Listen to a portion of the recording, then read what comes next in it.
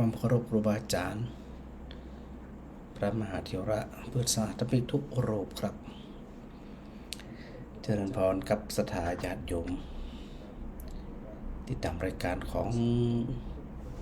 พระอาจารย์พระครูศรีปวรบัณฑิตคลื่น106.5 เมกะเฮิรตซ์จากวิทยาลัยสงฆ์นครลำปางปะกันมานี่เป็นวันเสาร์ที่19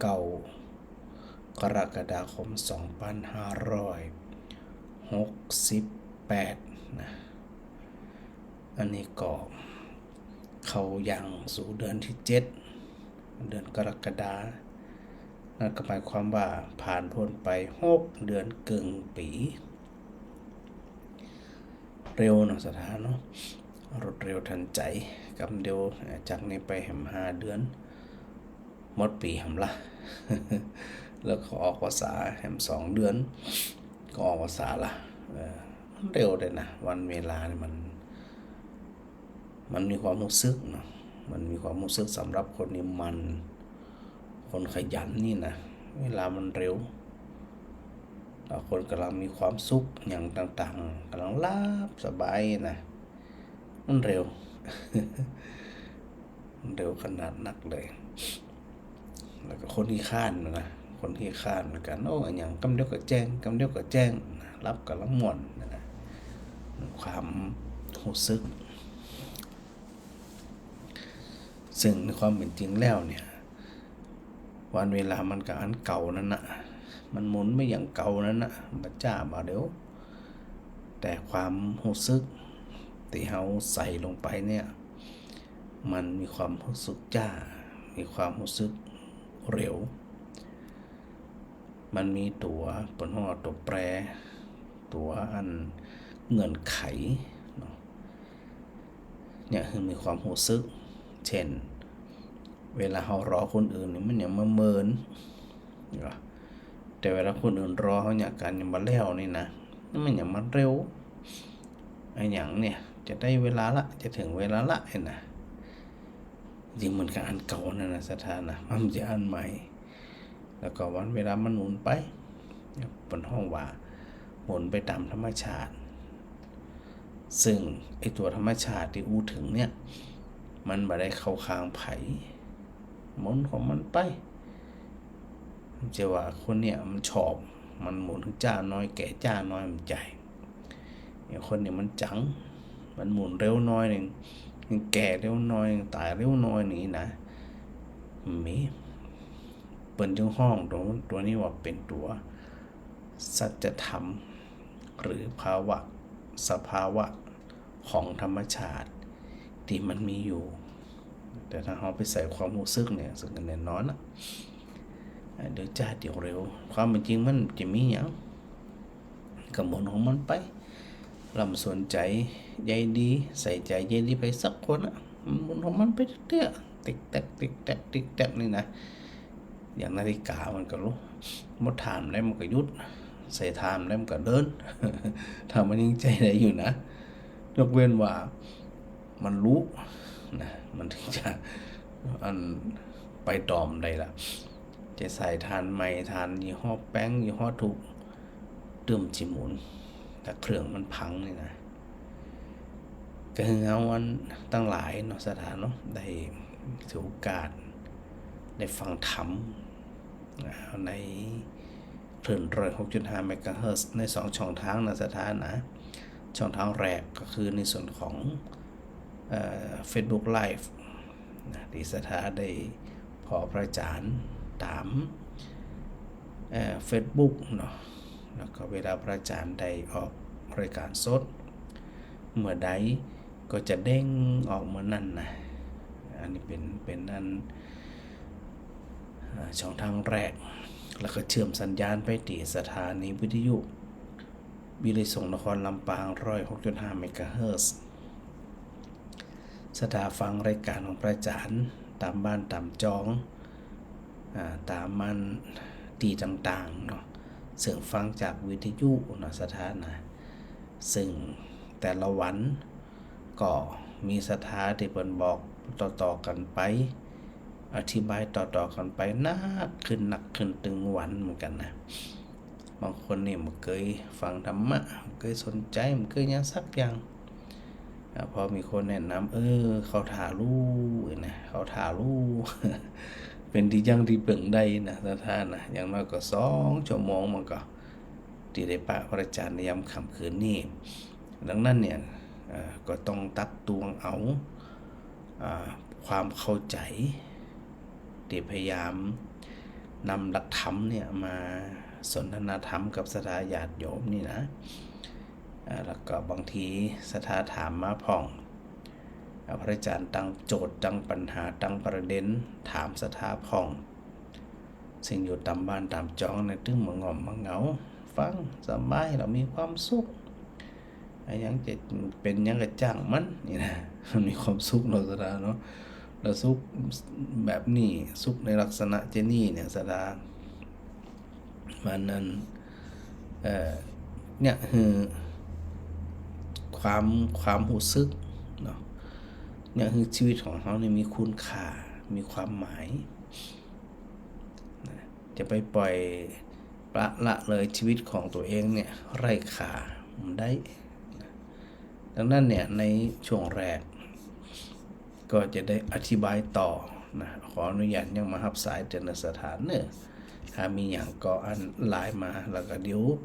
ช่วงท้ายรายการสถาก็สามารถโทรมามาจากกันได้นะหลายคนหลายท่านยังบ่ฮู้จักเบอร์ของพระอาจารย์จดไว้ก็ดีนะเพื่อท้ายรายการมีโอกาสได้ได้จากกันได้เนาะสถานเนาะได้แจ้งผลกันรับฟังตัวอย่างตัวนะหมายเลขของพระอาจารย์ก็อันเดิมนั่นนะคือ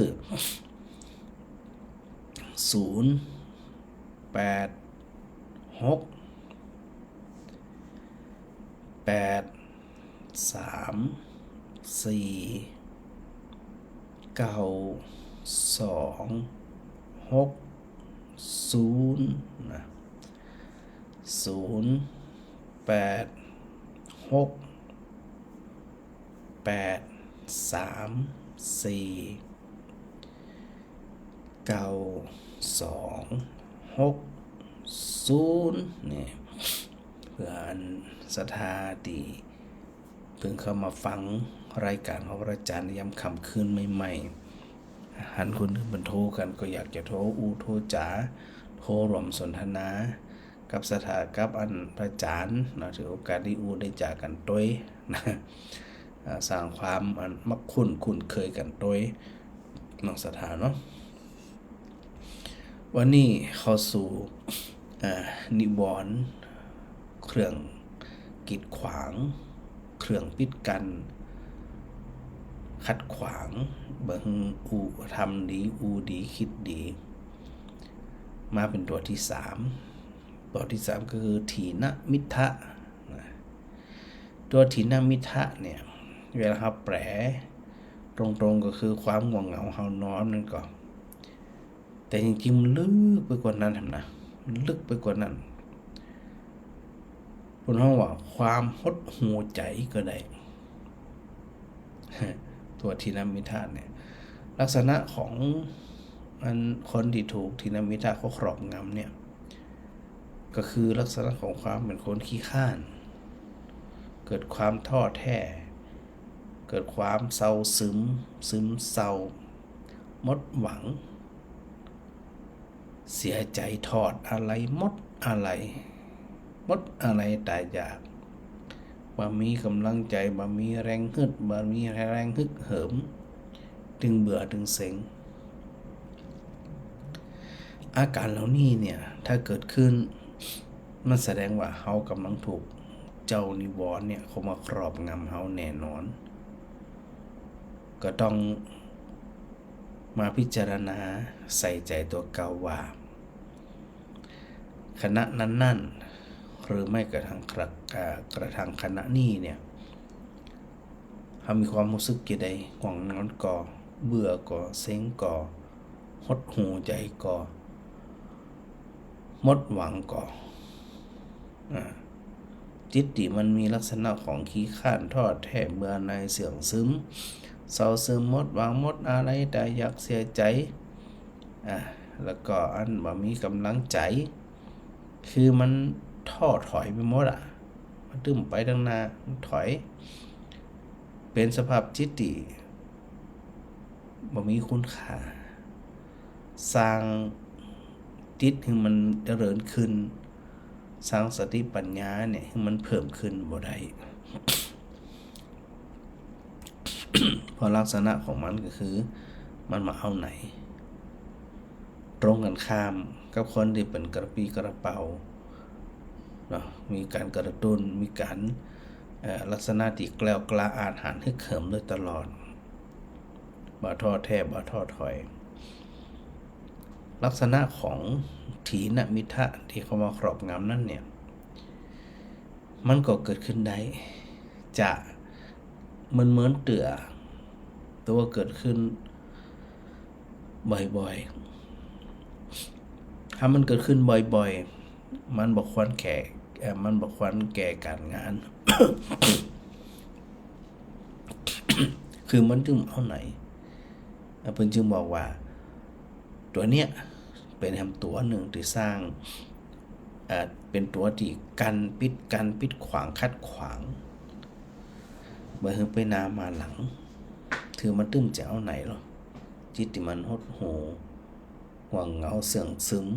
โมเนี่ยนะมันก็เหมือนกับเข้าไปสู่พื้นที่ที่มันสลัวถึงมืดมิดเฮานึกว่าเวลาเฮาเดินทางไปที่ไหนก็ตามถ้ามันมืดสลัวเนี่ยเฮาคงจะกล้าเดินเร็วกว่าไปต้องไปต่ำไปต่าวยิ่งสลัวค่อนข้างมืดซ้ำให้มันหูเหนือหูใต้ไปเร็วคำจะได้ออกนอกทางเหยียบมันขวากหนามจนต้นไม้ต้นตอกตกเหวตายก็มีเนี่ยเพราะว่ามันมืดสลัวมันพอบ่ทะลุเวลาเปิ่นเปรียบเทียบเหมือนกับน้ำใสเนี่ยมีจอกแหน่ปกคลุมเขาจะมองน้ำปกน้ำเวลาเขามองลงไปเนี่ยน้ำไหนก็ตามที่เคยใสสะอาดนี่นะเมื่อมีจอกแหน่เข้ามาปกคลุมมาเกิดขึ้นเนี่ยเขาบ่สามารถที่จะมองทะลุไปถึงพื้นดินได้เพราะว่ามันมีจอกแหน่มันเป็นเรื่องของการกีดขวางคัดขวางแต่วิธีการก็คือกวัดเอาจอกแหน่นั้นออกเหียลำพังจอกแหน่เองเนี่ยมันก่อมองบอกทะลุอยู่แล้วพอบอกพดบอกควายอยู่แล้วแล้วลักษณะของจอกแหน่เนี่ยมันเป็นที่ซับเป็นที่เก็บของขี้เปอะขี้โคลนเวลามาไหลมาเปาะมาโปกันหนาขึ้นจากน้ำใสก็คล้ายเป็นน้ำสกปรกไปได้จิตเฮาก็เช่นเดียวกันนะเมื่อใดที่เฮาปล่อยจิตใจเศร้าหมองนั่งซึมอยู่นี่นะโมทาละนั่งซึมนั่งเศร้านั่งเหงานั่งห่อเหี่ยวนี่โอ้ยเสียเวลาแต่ในบางครั้งบางคราวเนี่ยถ้าหากว่ากำลังแห่งสติของเขาเนี่ยบักเข้มข้นมันก็ถูกครอบงำใดเหมือนกันถูกครอบงำแล้วก็พอเกิดความหดหู่ใจเศร้าใจแล้วมันคิดคนที่ถูกความหดหู่เนี่ยนะจิตหดหู่เนี่ยเขาครอบงำแล้วมันเป็นคนที่คิดแบบจับจดเอาเรื่องเก่ามาคิดมาซ้ำใจตัวเก่า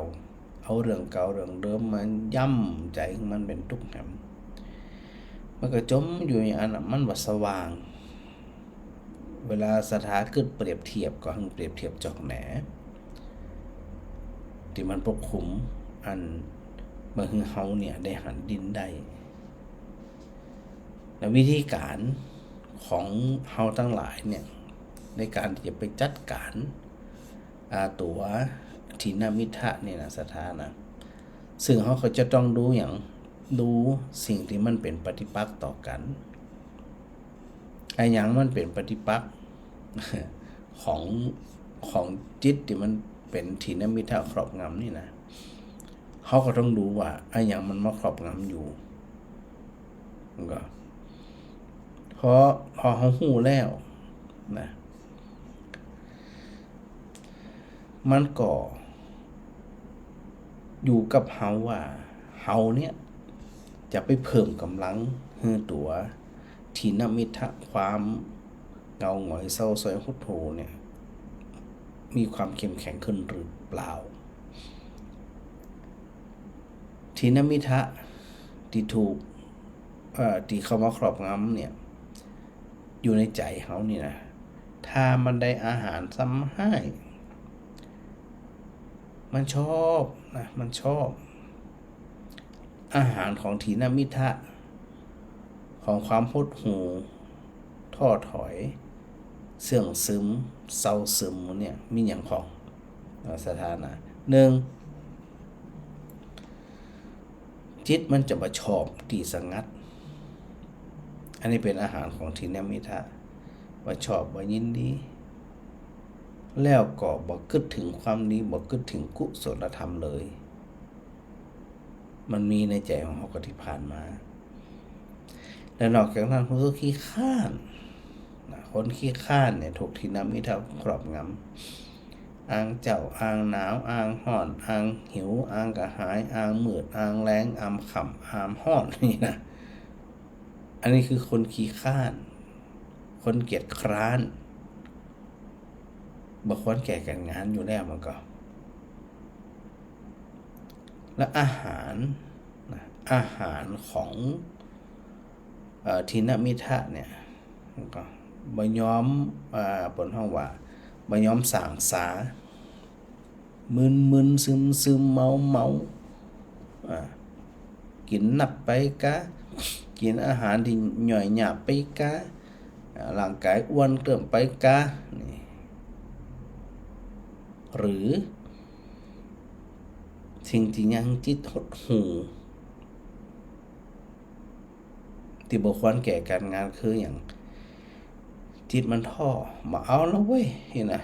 มาเอาแล้วเว้ยจิตถอยละนี่ในเรื่องข่าวคราวเรื่องของดูเจ้านั่นนี่นั่นมันถูกครอบงำละพอมาถูกครอบงำจิตแทนที่มันเจริญในส่วนของกุศลเจริญในบุญเนี่ยมันก็จะเริ่มถอยท้อแท้เบื่อหน่ายเซ็งมาเอาบนห้องว่าไปตัดร้อนบุญอันจะเกิดจากการกระทำกรรมอุและความคิดที่มันดีอันนี้หมายถึงคนทั่วไปนะหมายถึงคนที่เปิ่นมีจิตใจใฝ่ตั้งบุญอยู่แล้วจิตใจเป็นกุศลอยู่แล้วคณะที่ถูกทินมิทะครอบงำเป็นบางครั้งบางคณะ แต่กับบางคนเนี่ยมันมาใจมาเฉพาะคณะหนึ่งเท่านั้นนะจิตของคนบางคนที่ถูกความเบื่อความเซ็งความกายคำมาเอาไหนเนี่ยเขามาครอบงำแล้วมาทำอย่างต่อเนี่ยนะกับคนที่ชอบนินทาคนอื่นชอบเพ่งความผิดของคนอื่นแล้วมันจะสว่างอย่างได้จิตมันจะสว่างสวายจะได้จะทำหนทางนำไปสู่ทางบุญใดจะใดมันมาอยู่แล้วมันไปแน่นอนนะมันมาเอาทานมันซึม ที่พระอาจารย์ได้เปรียบเทียบมันกับมันเหมือนสลัวไปจนถึงมืดมิดนึกถึงอย่างนึกถึงตัวจอกแหนยิ่งนักก็ยิ่งทึบยิ่งทึบก็ยิ่งมองไม่เห็นมันมีผลแสงแดดมันบ่สามารถจะไปซัดส่องเขาไปสู่ปื้นน้ำได้ ก็ยะน้ำนั้นเน่าเร็วจิตเขาก็เช่นเดียวกันถูกความเบื่อหน่ายนายแหนงนะความอัน มาเอาไหนเขาครอบงำเนี่ยมันก็จะพอยังบัดทะลุผุโปร่งพอมองหูพอบาหันบัดทะลุมืดมิดใจที่มันมืดมิดด้วยการถูกถูกอันทีนมิทะนิวรณ์ตัวเนี้ยเขามาครอบงำโอ้ถ้ามันมีธรรมที่เป็นปฏิปักษ์หรือสิ่งที่จะต้องอันประพฤติปฏิบัติ เพื่อกองเกิดทางที่มันตรงกันข้ามที่ปนห้อเป็นปฏิปักษ์ต่อกันนี่นะมาได้ดังนั้นเนี่ยเปิ่นจึงเฮาทั้งหลายเนี่ยว่าเมื่อคณะใดก็ตามที่อันความหดหู่จิตที่มันหดหู่จิตที่มันอันมาเอาฐานเนี่ยสิ่งที่อันเป็นปฏิปักษ์และควรประพฤติปฏิบัติโดยเนี่ยก็คือหลักของอย่างหลักของธรรมที่มันเป็นค่าศึกต่อกันหรือที่มันอันขัดขวางซึ่งกันและกัน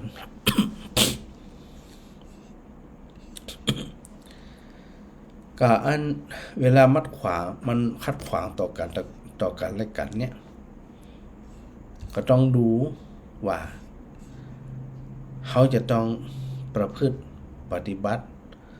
ส่วนใดผ่องอันนี้ต้องคิดด้วยนะเขาจะประพฤติปฏิบัติส่วนใดผ่องเปิ้นฮึ่งคิดในเรื่องของอนุสติ10ประการซึ่งก็ถือว่าเป็นกรรมฐานเป็นอารมณ์ที่ระลึกถึง10อย่าง 1. พุทธานุสติการระลึกถึงพระคุณของพระพุทธเจ้าหยังที่พระอาจารย์บอกสถานแล้วเนาะ9 6 9คุณพระพุทธเจ้ามี9คุณของพระธรรมมี6คุณของพระอริยสงฆ์มี9 9 6 9เขาสวดอยู่บ่อยๆอยู่มันอยู่แล้วพุทธานุสติระลึกถึงพระพุทธเจ้าคุณของพระพุทธเจ้าคณะไปก็คือบทสวดอิติปิโสอรหังสัมมาสัมพุทโธวิชชาจารณะสัมปันโนสุขโตโลกวิทูอนุตตโรปุริสธรรมสารถิสัทธาเทวมนุษสานัง พุทโธแล้วก็ภควาเป็นคุณของพระพุทธเจ้าเปิ้นฮึ่งตามระลึกถึงคุณของพระพุทธเจ้าที่อู้มาแล้วเก่าขอนั้นเลิกถึงกัน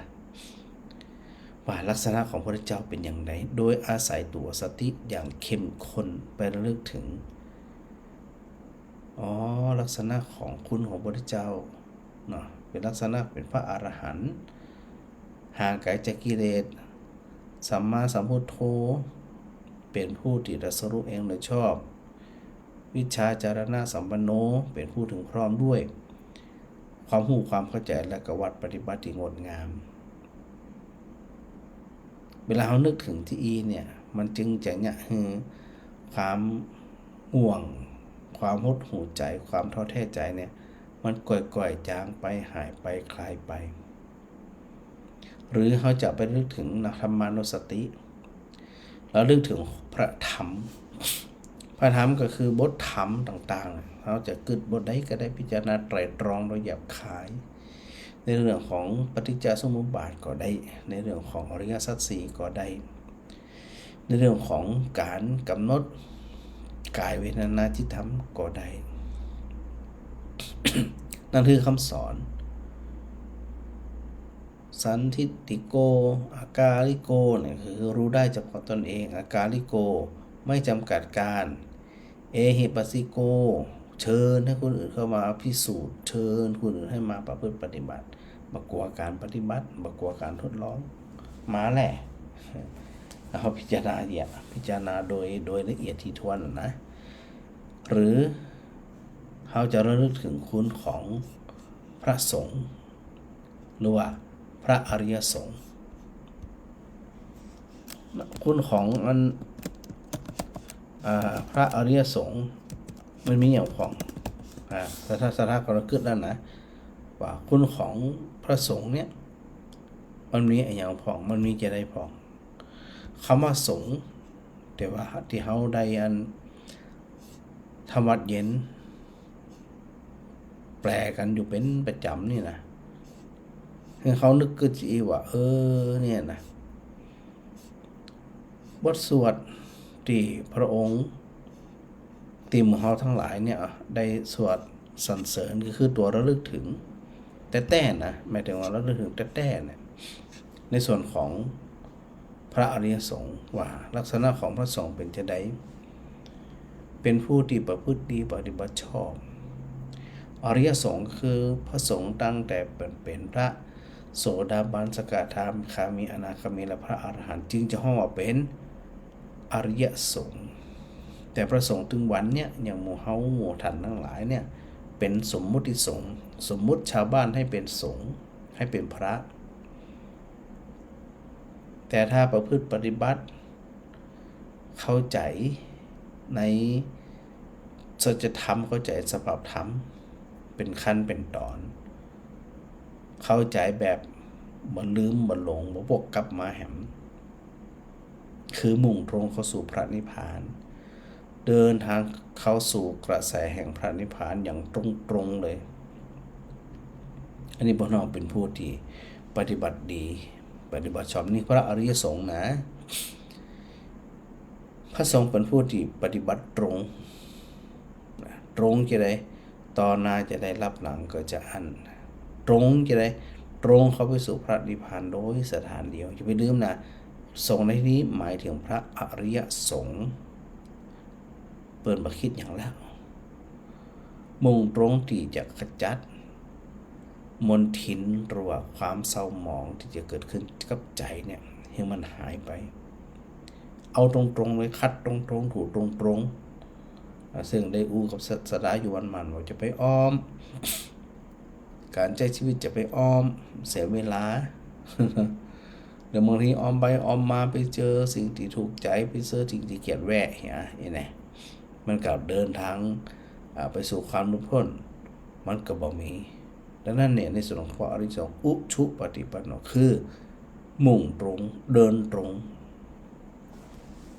บ่มีสภาวะใดที่จะไปเกาะเกี่ยวใจของเปิ้นเนี่ยคือออกนอกรูนอกทาง อันนี้คุณของพระอริยสงฆ์นะและนอกจากนั้นยายะก็ยายะปฏิปันโนไอตัวยายะเนี่ยท่านหมายถึงอย่างหมายถึงว่าพระอริยสงฆ์นั้นเนี่ยเปิ้นประพฤติปฏิบัติธรรมเพื่อที่จะออกจากทุกข์เพื่อที่จะพ้นจากทุกข์ย่ำแห่งกรรมเข้ามาสงฆ์ในนี้หมายถึงพระอริยสงฆ์เมื่อนี้เขาก็ไปขาดหวังดูเจ้าสูงสมมุติสงฆ์เนี่ยถึงวันเนี่ยเป็นสงฆ์โดยสมมุติจากเจ้าบ้านสมมุติมาเป็นสงฆ์จากพฤติกรรมนี้บัดนี้ก็ขึ้นอยู่กับอุปนิสัยขึ้นอยู่กับสภาพแวดล้อมขึ้นอยู่กับกรรมของแต่ละคนแล้วก็หลายรูปหลายคนหลายท่านเปิดฝึกหัดปฏิบัติตัวนักผ่องน้อยผ่องเบาผ่องนักผ่องก็ขึ้นอยู่กำลังแห่งสติปัญญา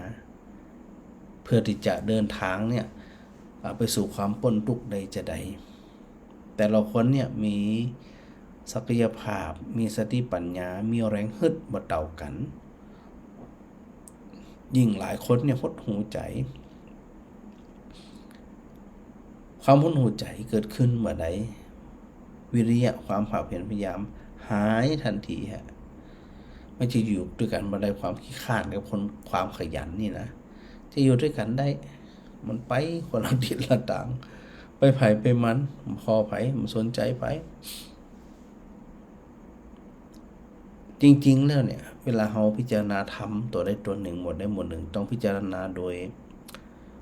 กระบวนการของอริยสัจสี่คือมุ่งตรงไปหาหลักเงาพอมุ่งตรงไปหาหลักเงาเราก็ตั้งใจประพฤติปฏิบัติเนี่ยมันจึงจะมีโอกาสที่ไปสู่ความพ้นทุกข์ใดอันนี้เป็นลักษณะของพระอริยสงฆ์และลักษณะของพระสงฆ์นั่นเป็นผู้ที่ปฏิบัติสมควรแล้วถูกต้องแล้วดีแล้วคืออริยสงฆ์ละหมายไม่ถึงไผเอาในส่วนได้แก่บุรุษ4คู่นับเรียงตัวบุรุษได้8บุรุษมันก็4คู่คู่แรกคือไผพระอริยสงฆ์นี่นะพระโสดาปัตติมรรค2โสดาปัตติผลคำว่ามรรคก็คือหนทางผู้เดินทางเกาะกระแสเข้าสู่ผลถ้าเป็นโสดาปัตติผลก็คือผู้ที่ได้รับผลของความเป็นพระโสดาบันอันนี้เป็นคู่แรกนะในลักษณะของพระโสดาบันนี่นะ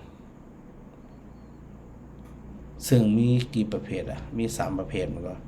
เอกพีชีโกลังโคละสตุขตัปปรมะเนี่ยพระโสดาบันนี่นะเอกพีชีพระโสดาบันบางรูปเปิ่นเกิดเพียงแค่แห่งจาดเดียวเท่านั้นบางรูปบางกลุ่มเป็นโกลังโกละคืออาจจะ2จาด3จาด4จาดมหะกี่จาดมหะไปจนถึง6จาดแล้วก็สุดท้ายสัตตคตุปรมะก็คือไม่เกิน7ชาติคือเปิ่นพระโสดาบันเนี่ยเปิ่นจะเกิดบ่เกิน7จาดคำว่าบ่เกินอาจจะ2จาด3จาด4จาดหรือจาดแรกก็ได้มันก็อันนี้คือกูแรกโสดาปัตติมรรคและโสดาปัตติผลกูที่2สกทาคามิมรรคสกทาคามิผลสกิงก็คือเกิดมาอีกครั้งเดียวเท่านั้นนะในส่วนของพระสกทาคามีเนี่ยแหมจาดเดียว สมมติว่าเป็นพระโสดาบันเป็นพระสกทามิจาร์นี่ก็จะมาเกิดแหมจาดเดียวเท่านั้นนะอันนี้เป็นสกทาคามิมรรคสกทาคามิผลเป็นกูที่2กูที่3อนาคามิมรรคอนาคามิผลคือพระอริยบุคคลเป็นพระอนาคามีนั่นจะบักกลับมาเกิดแหมอย่างแน่นอนคือบักกลับมาเกิดจากนั่นเช่นจันนี่เขาเกิดเป็นมนุษย์ถ้าเป็นมนุษย์เป็นพระอนาคามีนะก็จะบ่มีโอกาสกลับมาเป็นมนุษย์แหมต่อไปแล้วก็อาจจะไปเป็นนั้นเทวดาเป็นพระพรหมนี่โน่นนี่นั่นว่ากันไปและบรรลุธรรมในถิ่นที่เปิ้นไปเกิดนั่นที่เปิ้นบักกลับมาเกิดหมายถึงว่าเวลาเปิ้นไปอยู่ภพภูมิใดก็ตามเปิ้นจะบรรลุเป็นพระอรหันต์ในภพนั้นๆได้จะบักกลับมาที่เก่า แล้วก็คู่ที่4สุดท้ายอนาคามิมรรคและอนาคามิผลพระอรหันต์เนี่ยเป็นประเภทที่บักกลับมาเลยแล้วบ่ไปไหนเลยจะได้ถึงไปไหนจะได้ถึงบักกลับเพราะสูญสิ้นดับสิ้นที่ห้องว่าเป็นนิโรธเป็นนิพพานมันไปไหนล่ะเป็นนิโรธเป็นนิพพานอันเนี้ยเปิดจึงห้องว่าพระอริยสงฆ์นะ4คู่ นับเรียงตัวบุรุษได้8บุรุษมันก็1พระโสดาปัตติมรรค2พระโสดาปัตติผล3พระสกทาคามิมรรค4พระสกทาคามิผล5พระอนาคามิมรรค6พระอนาคามิผล7พระอรหัตตมรรค8พระอรหัตผลจึงรวมเรียกว่าคู่แห่งบุรุษ4คู่นับเรียงตัวบุรุษได้8บุรุษ เมื่อเป็นจีแล้วนะในพระอริยสงฆ์ที่อู้ถึงเนี่ยเป็นควรแก่การสักการะที่เขานำบูชาคือเป็นคนที่อันเฮาเนี่ยสามารถที่จะนำเครื่องสักการะไปบูชาได้ว่าจะเป็นข้าวปลาอาหารปัจจัย4อย่างต่างๆก็ได้สมควรอย่างยิ่งที่หันชัดก็คือเป็นแบบอย่างนาเอาอย่างสุขุมรุ่งลึกนาเลื่อมใสเนี่ยควรบูชาบุคคลควรแก่สักการะที่นำมาบูชาแต่ไม่ใช่แหมควรแก่สักการะที่เขาจัดไว้ตอนรับคือพระอริยสงฆ์เนี่ยสมควรอย่างยิ่งที่จะถวายการต้อนรับขับสู่เบอร์นายบ่นายแหนงเนี่ยแล้วก็ลักษณะของพระอริยสงฆ์แฮม เป็นผู้ที่ควรรับทักษิณาทาน เวลาทำบุญทำทานตามไปหาที่นั่นที่นี่อย่างต่างๆเนี่ยพระอริยสงฆ์เหมาะสมที่สุดแล้วความเป็นพระอริยสงฆ์นั้นสมควรแก่ค่าการทำอัญชลีกราบไหว้เคารพยำเกรงด้วยอย่างด้วยที่ว่าตะกี้น่ะพระสกทาคามิพระโสดาบันไปจนถึงพระอรหันต์นั่นน่ะน่ากราบน่าไหว้และสุดท้ายก็คือเป็นเนื้อนาบุญของโลกพระสงฆ์เนี่ยมีลักษณะเปรียบเหมือนกับนาที่มีคุณภาพต้องบ่แห้งแล้งต้องบ่จมน้ำหมายถึงจะภูเขานี่นะแล้วก็บ่มีวัชพืชเกิดขึ้นจึงจะสมควรเป็นเนื้อนาบุญเหมือนในนาเนี่ยเขาเตรียมไถเตรียมคราดเตรียมอย่างเรียบร้อยแล้วเนี่ยนะดินตรงนั้นเนี่ยเหมาะแก่การปลูกข้าวเป็นนาพอปลูกเสร็จมีแต่เจริญงอกงามไพบุญโดยสถานเดียวอันนี้ก็คือความเป็นพระอริยสงฆ์งานที่พระอาจารย์อุตกิว่าอย่าได้ตัดรอนความดีอย่าได้ตัดรอนสิ่งที่จะเนี่ยเฮาเนี่ยดีๆขึ้นไปได้เหมือนตัวนิวรณ์เขากำลังอู้ถึงในเรื่องของทีนมิทะบ่ฮู้เรื่องบ่ฮู้ราวบ่ฮู้เนื้อบ่ฮู้ตายตึงบ่สนใจยังลักษณะที่เพิ่นฮ้อมืดๆสลึมสลือสลัวไปบ่ฮอดบาดแห่งถึงฟังบ่ไปไหน มันไปไหนบ่ได้มันไปต่อบ่ได้ นั่นคุณลักษณะของพระอริยสงฆ์เรากำลังอู้ในเรื่องของพุทธานุสติธรรมานุสติแล้วก็สังขานุสติซึ่งถือเป็นหนึ่งในไหนถือเป็นหนึ่งในนิวรณ์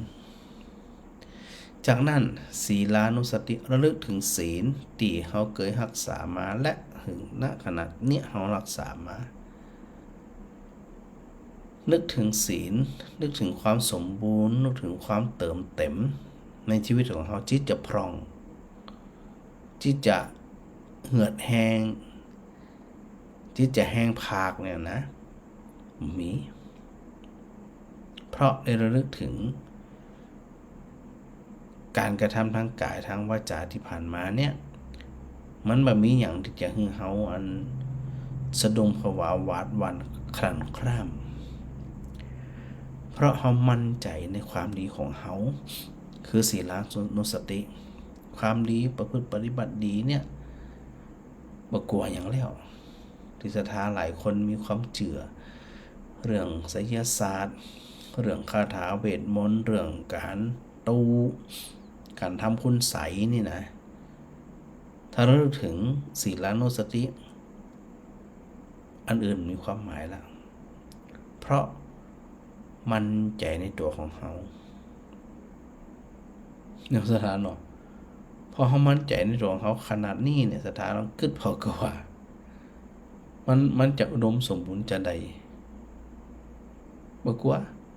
ผีบ่กว่าสามบ่กว่าไสยศาสตร์บ่กว่าคนขามคนตูก็ยังบ่กว่าความหดหู่เกิดขึ้นก่อนที่นี่งี้มาเกิดอยู่ไม่ได้หนีหายแน่ๆจะไปลืมนะความเป็นปฏิปักษ์ต่อกันเนี่ยมันเกิดขึ้นได้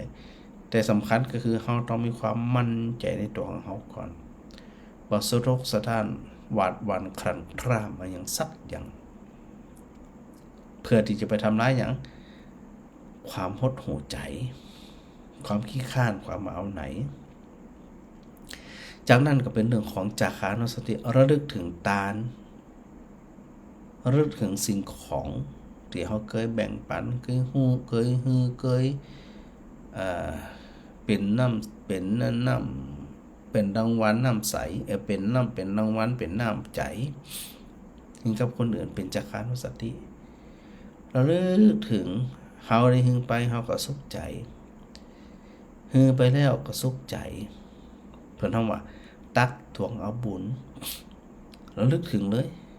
เมื่อจิตมันชอบนึกชอบแสวงหาเป็นอย่างเขาก็แสวงหาเลยเลยแล้วลึกถึงเลยคำดีที่เขาทำไปเนี่ยเขาได้สละไปเนี่ยนะอันนี้เป็นจักขานุสตินอกจากนั้นเทวตานุสติระลึกถึงความดีระลึกถึงหลักธรรมที่จะนำไปสู่ความเป็นเทวดาตีบนห้องว่าเทวธรรมสำหรับเทวดาใครขึ้นเป็นเทวดาเนี่ยประพฤติปฏิบัติ2ข้อนี้ก็คือหิริความละอายแก่ใจ2โอตตัปปะความเกรงกลัวต่อบาปกรรมประพฤติ2ตัวเนี้ยอย่างเคร่งครัดเกิดเป็นเทวดาแน่ๆระลึกถึงเทวตานุสติก็คือความดีของเฮาเนี่ยแหละนะสถานนะแล้วก็ใส่ใจตรวจตราดูพฤติกรรมดูการประพฤติของตัวเก่าว่ามีสติเข้ามากำกับตลอดหรือไม่หรือว่าขาดสติออกไปว่าออกไปพิมพ์ออกไปทำร้ายจิตใจคนอื่น อันนี้ความดีเกิดบ่ได้เดี๋ยวเขาจะบอกเขาปรารถนาดีเอาเรื่องของความบ่ดีคนอื่นมาเปิดเผยนี่ไม่ได้อย่างมันได้เพราะว่าตัวจิตตัวเจตนาโดยแท้จริงเนี่ยเขาต้องการข่มเขาต้องการขยี้เขาต้องการกำราบเขาต้องการขจัดจิตเหล่านี้เนี่ยจิตมันปนไปด้วยอาฆาตจิตที่มีอคติจิตที่อันกึดถึงความดีกันมาได้ แล้วจะมากึดด้วยความดีต่างๆจะมากึดถึงเลยดังนั้นตัวเทวตานุสติระลึกถึงนสถานะว่าเขาจะประพฤติปฏิบัติจะใดแล้วข้อต่อไปอุปสมานุสติระลึกถึงคุณของพระนิพพานโอ้โหนี่ลึกซึ้งคนดีบ่ง่วงเหงาหาวนอนบ่เสื่องซึมบ่ท้อแท้คือคนที่กลัวภัยวัฏสงสารมันจะมาแหมว่าขนาดเลยอุปสมานุสตินี่นะบ่อยากเกิด บ่อยากแก่บ่อยากเก็บบ่อยากแต่เพราะนั่นก็คือมันเหมือนกับเป็นนั่นการเวียนว่ายตายเกิดเหมือนกับการไปแสวงหาเดินหาความทุกข์อยู่รำไป ไปหาอยู่รำไปอยู่หันนอกใจมันไปแต่เมื่อใดก็ตามเฮามีอันอุปสมานุสติระลึกถึงพระนิพพานระลึกถึงการดับอันนี้มันก็จะไปทำลายตัวทีนมิทะนิวรณ์ทำลายเลยจัดการได้เลยเพราะบ่มีไอ้หยังที่จะปนเงื่อมมือความแก่ความเจ็บความตายได้เท่ากับเนี่ยพระนิพพานจบแล้วมีเรื่องมีราวมีอย่างสักอย่างละคนที่จะระลึกถึงพระนิพพานแล้วก็ปฏิบัติคือคนที่สะอิดสะเอียนเบื่อหน่ายเกรงกลัวต่อการเกิดบ่นิยมชมชอบกับการเกิดมาเอาเพราะเปิ้นเห็นภัยไงเปิ้นจะกระทำทุกวิถีทางที่จะอยากให้จิตสลัดมลทินที่มันอยู่ในใจ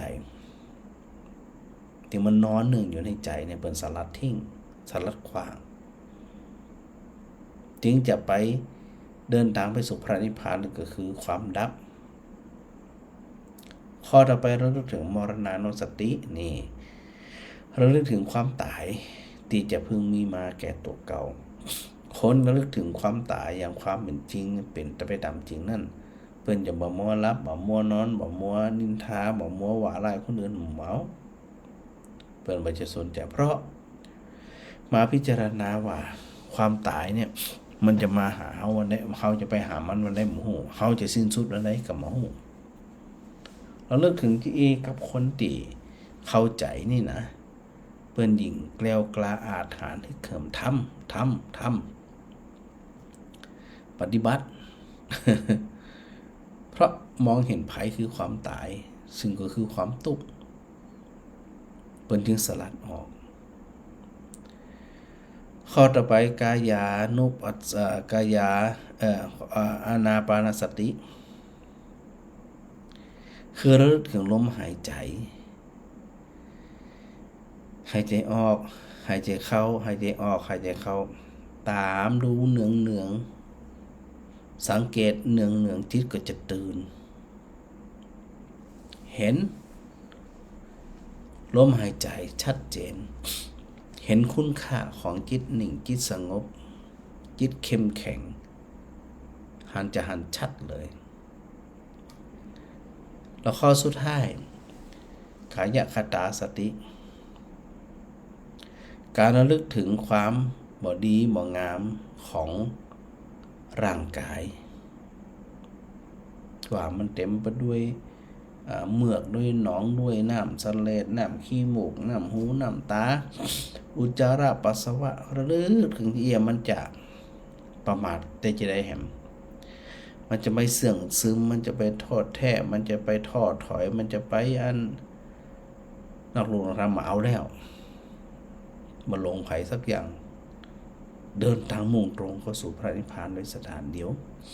ก็คือการดับมันมีความรู้สึกมีสติบ่ได้อย่างคือมันสานต่อจัดการดับจิตมันไปสัมผัสกับการดับมันเนี่ยมันง่ายนะสถานนะถ้าเฮาฝึกด้วยตัวของเฮาเองนะทันทีที่เฮามีสติระลึกถึงโดยสุดท้ายก็เราถึงกายคตาสติระลึกถึงร่างกาย ที่เฮาเนี่ย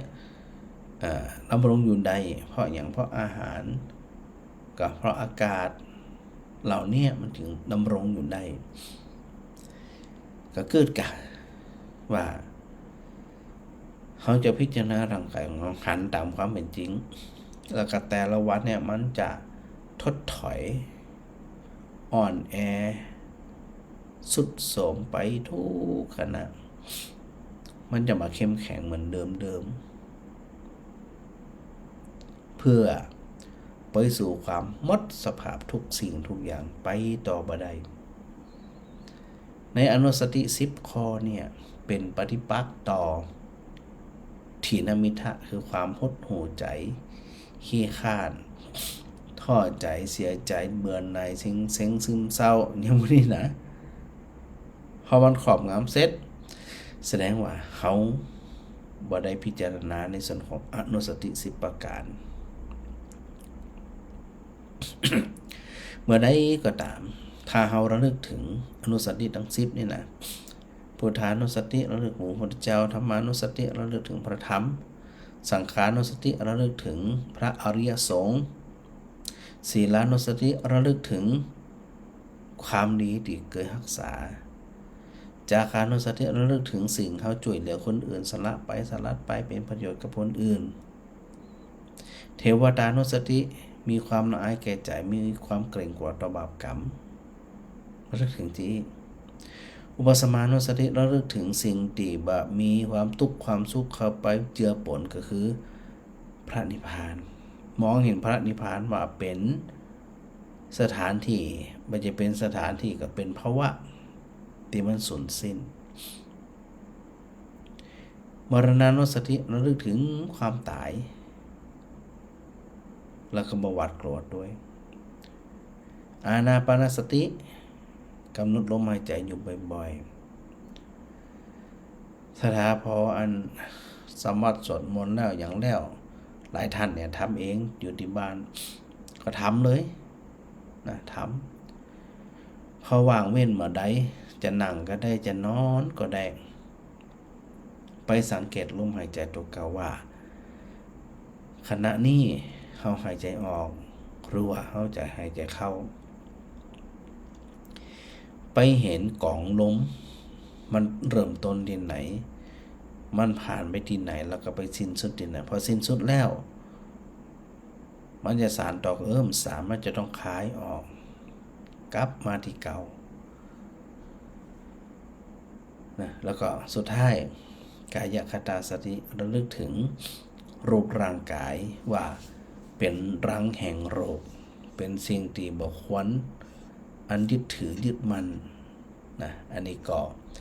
นำเรื่องราวนะมาอูมาจากศรัทธาญาติโยมเอาละเปิดโอกาสใส่ท้ายเนื่องจากว่าอาจารย์มาได้เปิดโอกาสเรื่องศรัทธามาอูมาจ่าเลยเนาะวันนี้ก็อันได้นำสาระธรรมมาอูมาจ่ากับศรัทธาญาติโยมนะเพื่อหลายๆท่านจะได้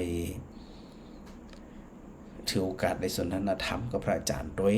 เนาะรับหมดละก้าท่าทางนี่นะฟังไปง่ำง่วงไปนี่นะ อันโยมแดงโยมประภัยศรีนมัสการพระอาจารย์มาสาธุด้วยเนอร์ไอพิสิทธิ์พูดคล่องนะอันเป็นนิสิตอยู่เปิ้นจะห่มเปิ้นทักทายพระอาจารย์มาสาธุด้วยเนอร์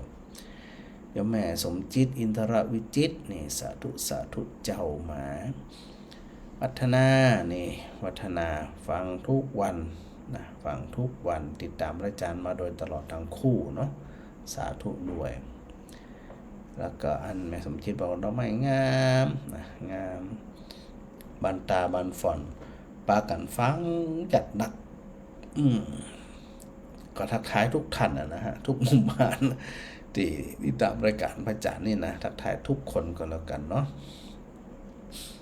แม่เพ้นกาฟังอยู่เนนมัสการแล้วก็อันก็แม่จันจรัตน์นะสาธุนะสาธุพระอาจารย์มาแม่อัญชันวงศ์จังเงินตัวนะแล้วก็แม่จันจรัตน์บอกว่าแชร์ธรรมะเจ้านี่สาธุด้วยนะเอาละมาแม่จันดีสาเจ้าดังชัดก่อนวันนี้เจ้าสักเต็มดีเจ้ากะนึกว่าอันน้ำไม่ได้แล้วเหรอมาตะคืนเราจะตะคืนน้ำสวดมนต์อยู่เหรอกันนึกว่าเป็นเทพอีกาประเทศรถตะวาอาจารย์มาถึงก่อนโมงกะประมาณ6 โมงกะเจ้านำสถานสวดมนต์ทำวัดเย็นอยู่รอวันพระตะวาฝนตกก่อนนะฝนตกก็ตอนนี้บัดตกไหมบ้านก็บัดตกก็อากาศพอดีอยู่บ่ฮ้อนตอนแรกเจ้าก็พอดีเหมือนกันเจ้าเดินยมลมเย็นๆอยู่เนาะ ก็นึกแม่ก็นึกว่าเป็นเทพไอ้กา อ๋อ วัน เป็นส นี้ ด เล่นตะกี้ก็เล่นในนิสกรร อ๋อ ม วันนี้ก็สด เจ้า แต่ว่าก็สดนะ เออก็สดถึงวันน่ะเนาะ เจ้า ก็ทำมิมไปไหนก็ดีละ แม่ก็สบายดีนะ เจ้าส เจ้า บายดีเจ้า เจ้าสาธุด้วยเนอ เจ้า เจ้าทักทายกันทักทายกันเท่านั้นหน่อยอะฮัลโหลนั่นเปิดให้หยุดโดยนั่นดับไปเรียบร้อย ดับไปเรียบร้อยอามามกำเจ้าฮัลโหล ฮัลโหล เจ้า เจ้า ได้ยินชัดละตะกี้มันตัด แต่ ไป นี่รับไปหน่อยแล้วก็ ฮะ ตื่นต่อ ฮะรับละดูเจ้ากันนี่ ยังไงกัน โอ้หาย ฟั ใจ งเขาฟังเขา สุขภาพดีเนี่ยรับง่ายนี่นะ ฟังท่านสมจัดอันอยู่นี่ฟังอยู่นะ กะ แล้วก็มันเป็นรับจำได้ไหม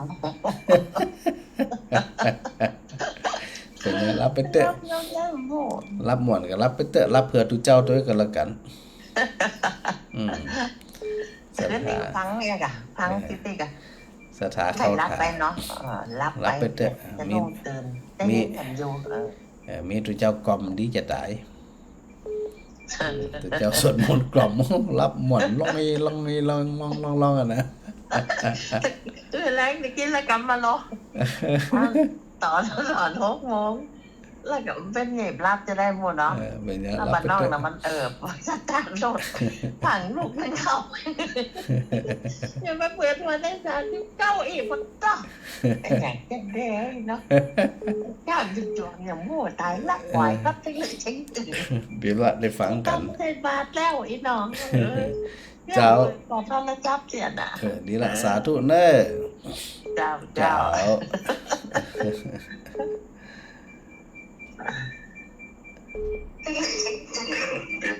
ฮะแม่อ้อยแม่น้อย เจ้า เจ้า ในทางอยู่เนอฝนตกก็พระจันทร์ ฝนบาดตกยังบาดตกตอนนี้บาดตกเจ้าแต่ว่าอันบ่ายๆมันจะตกอยู่อ่ะ เจ้านี่ตกนะมันน้อยนี่ตกนะเจ้าก ะตอนนี้กะ กำลังหาเจ้าตกน้อยเดียวมันจะตกหนักนะตก ก็นี้ เบาก ะจุ่มเย็นดิจะได้บ่ฮ้อน เจ้าใบไม้เจ้าดอกก็อย่างเย็นนะคะ ใบไม้นี่ชอบหัวไข่หัวแค่ค่าๆแล้วเนี่ยใบไม้ต้นไม้นี่นะ แม่นละเจ้า จุ่มมันเย็นเนี่ยเนาะ เย็นเป็นคนเย็นตึงเนี่ยนะเนาะ เออ ก่อนมันห่อน เย็นใจ ไปมาแต่เนาะ แม่นเดี๋ยวกันหนาวมาเดี๋ยวสิ้นฝนกันหนาวอ่ะ เจ้า วนเวียนกันทีอ่ะจะได้รักษาสุขภาพเน้อ เจ้า เจ้า สาธุเจ้า สาธุ เจ้า เจ้า เป็นกันเนอพระอาจารย์เนอ สาธุเจ้า เจ้าสาธุไว้ ฮะฮัลโหล ฮัลโหลหมายสัตว์เจ้าฝ่าย เจ้า การเจ้า สาธุสถาปะไข่ไต ลูกไหนก็นอนเพราะสนิทรักไปละมาเรียกว่าอาจารย์ว่า การรับไปเป็นเตือเป็นเตือ มา อี หนังเลย รับไปเป็นเตือเป็นเตืออี ฟังทุกวันนะเจ้าพระอาจารย์เจ้าฟังก็สบายใจฟังแล้วก็พิจารณาไปด้วยนะพระอาจารย์ แม่นพิจารณาความจริง สิ่งที่รู้เนี่ย อืม ฟังแล้วแม่ก็จำ เจ้า แล้วก็ไปพิจารณาตัว แม่นมันจะได้บรร ฟั ลุ งทุกวันนะ หลอ พระ ก อาจารย์เจ้า ดีฟัง1 วันพิจารณาตัวอย่างตัวที่แสดงว่าเฮาวันเอาไปประพฤติปฏิบัติในชีวิตประจำวันใดเน้อ เจ้า เจ้าสาธุแม่ เจ้าสักพันนะพระอาจารย์ เจ้า เนาะ หลานนะเจ้า เจ้าสาธุเจ้า เจ้า สาธุเจ้าสาธุเจ้า ฮะสถาบันหมอวันในชีวิตประจำวันใดเน้อฮะวันหมอเข้าใจ กราบนมัสการเจ้านักก็คือเจ้า เจ้า อัน หยัง แต่รับลูกบ้านนอกเข้ามานี่ กะเปิดอันสีสายนี่เลยจะนั่งโทนี้ กำลังเข้ามาฟังนี่แหละ เราทำมาฟังนี่ ก็เปิดจะจบกันแล้ว โอ้ไม่ได้ฟังตามวันนี้อย่างบุ้งนะ โอ้ถ้าใครบ่ได้ฟังวันนี้เสียดายกันนักแน่นะ กันนั่นเนาะจะได้ขนาดหรอ ได้ฟังนี่เสียดายแน่ตรงนั้นอ่ะ มองเป็นอย่างยังโมนะ เดี๋ยวพระอาจารย์จะแวะไปหับมาได้การพระอาจารย์แจ้งเน้อ เจ้า เจ้าสาธุแม่ ครับนั่นการในเจ้าท่านมาปูเจ้าใจเจ้า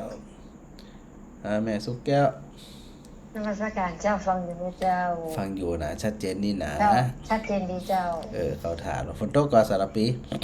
ฝนตกเจ้า ข้าเขาถามรู้อัน เจ้าตกที่เพิ่นไปฟังเทศน์กับบุญนะยังแสนแต่บ้านนี้เอียนละเจ้า อ๋อ เอียนละเจ้า ตกปัตเตอ ลำปางละโตกว่าเจ้า ลำปางตกเป็นบางตี ไปวัดอุณหภูมิเนี่ยตอนนี้บ่ตกไหม เจ้า แต่อากาศเย็นดีอยู่ เจ้า เดี๋ยวละบุญรักษาเนอะ เจ้าถ้ามาละปูมาแวกร้านก๋วยเตี๋ยวเป็นนะเจ้า เจ้า สาธุเจ้า สาธุเจ้า กี่ปีละอันแหมสุแก้วเปิดอันนิมนต์ไปฉันก๋วยเตี๋ยวที่ลำพูนนะเอากี่ปีมั่วเอาจังหวะดีเหมาะๆเดี๋ยวในวันหนึ่งอ่ะหัดได้แวะเมียนไปลงรุ่นนะแม่นะเคยว่ากันนะ วันหนึ่งกาดหนึ่งอึดๆอ่ะเนาะแล้วก็อันแม่ลำไผแม่ชุติการรพยัญการวัสการจันทร์ประครูนะอันโยมคำสุกแม่ว่าใครฮะ ฟังอยู่เนอะ ฟังอยู่เนอะแหละฟังอยู่นะ เจ้า ชัดเจนดีนะวันนี้นะ จะเป็นดีดอกงามโน่นเนาะ ชัดเจนถึงดอกงามอี ดอกงาม อยู่ที่อันวิไลสงฆ์ลำปางนั่นนะอยู่ที่มจรเป็นนะ อ๋อ ถ่ายมาเดี๋ยวอันจะถ่ายดอกเฟื่องฟ้ามาเป็นฉากหลังสักวันก่อนถึงพระอาจารย์ปลูกวันนั้นเนี่ย เจ้า นี่จะถ่ายขึ้นจอเป็นฉากหลังสักวันกันนะแม่เนอะ เจ้า เจ้าสาธุแม่บกไข่ เจ้าสาธุสาธุเจ้า เจ้า แล้วก็อันนี้ไผ่มาลิศรียาพันธ์นะกับสาธุเจ้านี่อยู่ตรงใดมาลินี่นะ น่าจะเพึ่งมาทักทายพระอาจารย์เป็นครั้งแรกมั้งเนี่ยนะแล้วก็โยมสังวานจันแกนกล่าวไปสาเจ้านี่สาธุโดยโยมกรอุมาปัญญาคำสาธุตุลุง เป็นตุลุงเห็นละวันนี้นะโยมแม่กับสีขันแก้วนะสาธุฟังอยู่ชัดเจนดีนะแม่สุนันทากาดีธรรมสการสาธุนะแม่อำพรกันธมีวัยสามาป่อยงหยุดมณีวานนมัสการพระอาจารย์มาแล้วแม่สมจิตสาธุนะยมต้อยชนิดากรุงเทพนมัสการพระอาจารย์โยมสุรางสวยฉลาดนะนี่ก็ทักทายพระอาจารย์มาสาธุแม่มาลีขนมไทยสาธุนะยามดึกๆเน้อนะโยมเดชแจมโนนมัสการท่านพระอาจารย์สาธุครับนะชัดเจนดีครับนี่สาธุโดยชัดเจนดีก็ดีละส่งช่องทางเนาะฮัลโหล เอ้า ฮะ การนมัสการ เจริญปอน วันนี้มันบัดติดบักคัดมันข้ามสะพานตะเดือได้เนาะสายโทรศัพท์อ่ะ มัน บอก บั วั ด น ติด เนาะ บัดคัดบ่วันเนาะ แต่ว่าพระอาจารย์มาถึงกี่โมงก็จะ น่าจะ6 โมงอ่ะเจ้า อ๋อเขาก็เร็วเหมือนกันแหละพระอาจารย์ชันเพชรแล้วก็มาเลยแหละ แม่นเจ้า พระอาจารย์ภาพพรหมมันที่เปิ่นเป็นอุปนายกของมจรกะ แม่นจะอุปนายกสภามหาวิทยาลัยมจรเจ้า ยกชอบทันมากเลยทันภาพพรหมมันดีนะ ท่านเป็น เวลาทันเวลาทันทันอู้ทันแบบมีอย่างเป็นคติธรรมอ่ะยกชอบเพราะว่าทันเวลาทันอู้ทันไปต่างประเทศทันยังมีความรู้นักเนาะมันเป็นคนกว้างขวางทั้งประเทศเนาะแล้วว่าจะเนาะ แม่นเจ้า อันเปิ่นอู้อย่างเปิ่นชอบอู้ทับซับอ่ะ ภาษาอังกฤษนะคำไหนดีภาษาอังกฤษย่อมเข้าใจอยู่ทันอ้วกมาย่อมจะจดไว้พองเพราะว่าทันความรู้ทันแน่นเนาะเยอะเนาะเปิ่นเป็นนักปราชญ์เจ้าชอบมากเลยทันมีความสุขภาพแข็งแรงดีอ่ะทันพูดแบบสุขุมลุ่มลึกนักแน่นมั่นคงนั่นน่ะพระอาจารย์อู้ถูกโอ้ยมจะอวยพรทันตลอดเวลายมพอของทันนะทันก็แต่ว่าพระอาจารย์ยังครับอันโหลจากเปิ้นอยู่แต่ว่าที่ไปมจรครับขอแสดงความยินดีเห็นแล้วขอแสดงความดีกับศิษย์เก่าได้รับรางวัลศิษย์เก่าเกียรติคุณดีเด่นอย่าเกียรติคุณเด่นเก่าดีเด่นเลยนะครับเกียรติคุณดีเด่นขอแสดงความยินดีขอถวายความมุทิตาพระอาจารย์ด้วยนะเจ้าสาธุเจ้าโอ้ดีใจมากๆเลยเจ้าสวัสดีค่ะขอบคุณค่ะสวัสดีค่ะแม่มาลีโทรมากำหนึ่งโทรมาจังหวะพอดีสายซ่อนตลอดเนาะ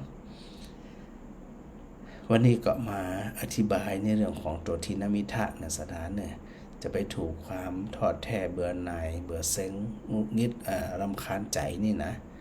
อันท้อใจเบาไหนที่เบาทานเนี่ยมันสลืมสลือสลัวนี่มาเอาแล้วเนาะประดุจดังจอกแหนที่มันปกคลุมพื้นน้ำอยู่เขาก็ต้องสลัดออกเคลียร์ออกเนาะก็ถ้าเป็นไม่ได้เขาจะต้องมีสารตีบ่อเนี่ยคือจอกแหนเนี่ยแผ่พันธุ์ขยายพันธุ์ใดนี่นะก็ต้องอาศัยตัวสติสัมปชัญญะแบบมันคงนะแบบชัดเจนนะสถานนะมันถึงจะอยู่ได้นะสถานเนาะก็เอาละในวันนี้ถือโอกาสได้มาพบปะศรัทธาชั่วโมงปลายเหลือประมาณสัก50นาทีก็แบ่งเวลากันนะพระอาจารย์ก็จะนำเทพอาจจะนำเทพวันนี้ก็ได้นะมาศรัทธาได้ฟังหำลืมหนึ่งนะเพราะว่าเฮาอยู่ด้วยกันเนี่ยเฮาบ่ได้แห่งบ่ได้หีบบ่ได้ฮ้อนนะถือโอกาสได้ฟังย่ำๆซ้ำๆฟังไปฟังมามันเป็นประโยชน์กับตัวเฮาฟังได้คิดได้นะฟังไปบางคนก็นิ่งฟังไปรับไปก็มีนะจะได้ก็โมทนาสาธุนะศรัทธาญาติโยมทั้งหลายกราบขอบคุณครูบาอาจารย์ด้วยนะครับ